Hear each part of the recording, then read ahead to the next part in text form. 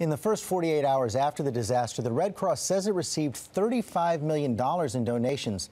Now the White House says it has asked former Presidents Bill Clinton and George W. Bush to help in the relief effort. And President Clinton joins us now. Thanks for joining us again, President Clinton. We are moving into a new phase this morning, search and rescue for the first phase. And we had some good news overnight, some reunions and recoveries. But now the real focus is going to be on the relief effort. And there do seem to be a lot of bottlenecks. Based on your experience with so many natural disasters, what's the most important thing to focus on right now? I still think food and water and medical supplies and shelter. We had 86 metric tons of food pre-positioned by the World Food Program in El Salvador. That's about 500,000 meals. That sounds like a lot, but it's not for this country. We've got to have more.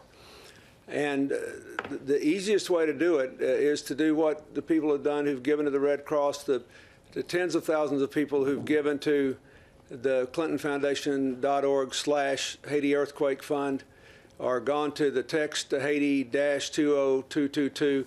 Those people know what we need to do. We need to move food, water, medical supplies, and shelter materials in quickly. We've got another week, George, where we'll be digging through the rubble, trying to identify the living and the dead, and to notify families, do all that work, and clear out the basic structure of the streets.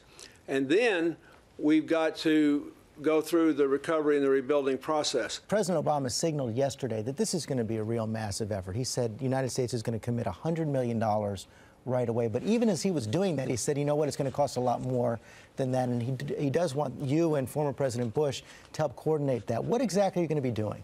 I expect we'll do something like the first President Bush and I did after the tsunami. That is, our larger goal is to raise as much money as possible and to put it into the most constructive channels possible.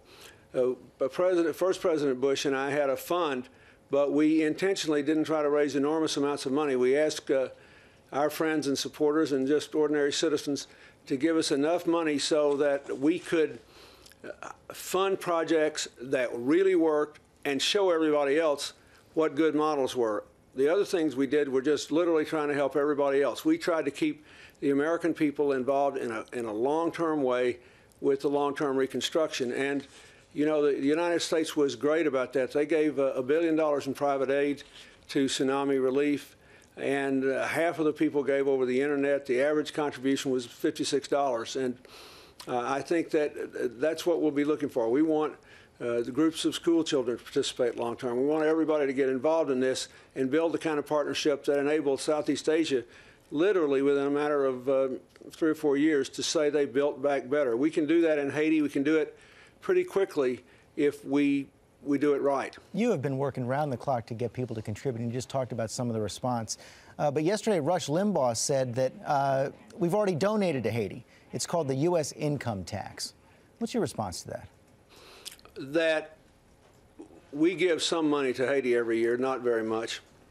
Our foreign aid as a percentage of our income is the lowest of any of the wealthy countries in the world. But when people get in trouble, Americans are the most generous people in the world. And I think they instinctively know that. Mr. President, thanks very much. I know Haiti holds a real special place in your heart, and we appreciate you taking some time this morning. Thank you.